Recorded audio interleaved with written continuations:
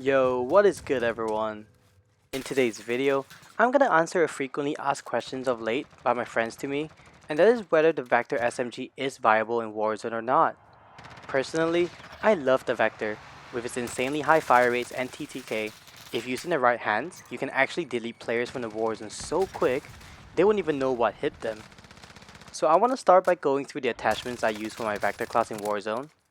For those who watched the last video, that was my setup for multiplayer, and given the higher health rates in Warzone due to armor plates, my Vector setup changes as well.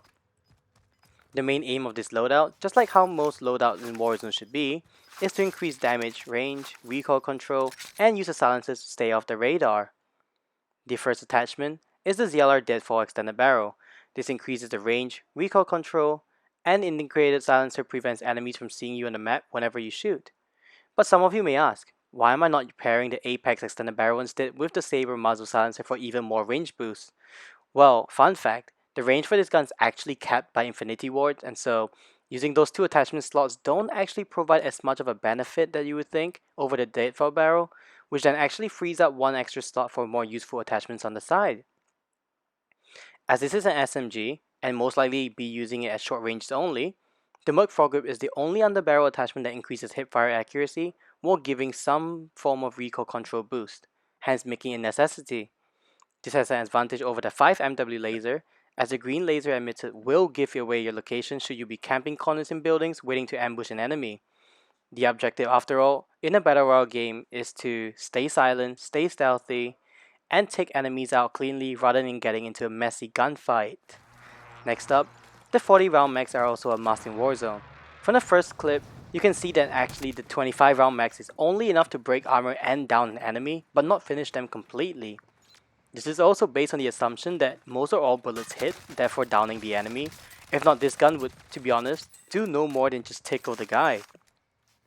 With 40 rounds and some well-placed shots with accuracy though, this gun can easily shred through a set of armor, down and thirst an enemy in a 1v1 situation, or take off two sets of armor and down two enemies in the process, like you can see in this current clip. Here I was facing a 1v2 situation, but I was able to kill both enemies so quick, they had no chance to even break my armor. Thirdly, we have the stipple grip tape again. This is used for a faster ADS and sprint to fire speed. SMGs should always be quick and snappy to engage the enemies up close, and this provides you the platform to do just that.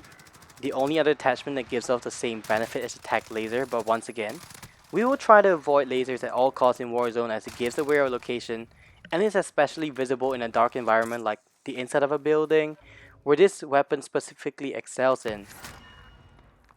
Lastly, we keep the sleight of hand perk, as a faster reload time allows you to get back into the action right away, ready to pump another 40 rounds into whichever poor enemy decides to cross your path. We will not be using the no stock attachment this time, as mobility is not that important in Warzone as it is in multiplayer. Overall, while the Vector has a very competitive TTK, its high fire rate and low ammo count makes it only viable in 1v1 situations, and stretching to a 1v2 if used by a very accurate player. This means that it should not be used as a primary weapon, but instead as a secondary that you switch to clear out tight spaces like corridors, rooms in a building, or even in the bunker like this clip that you're seeing. I personally think that it is best paired with a long-range AR like the overpowered Growl to maximize the usage of both guns while eliminating each other's weaknesses. It is also a must-have in solos, as most encounters should be a close-range 1v1, and this is the best gun right now in the game for such a situation. If used in a team, make sure you are the point man to clear out those corners before a longer range teammate with a sniper decides to push into the same building.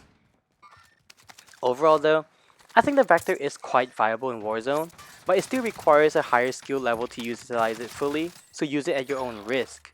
It is somewhat better than the MP5 at up close, but it's not as versatile, you would say, as the MP5. So if you want to pair an SMG, and you're very confident in your ability, go ahead and use the Fennec or the Vector. As always though, if this video helped you improve your Call of Duty Warzone experience and you enjoyed the video, please leave a like down below.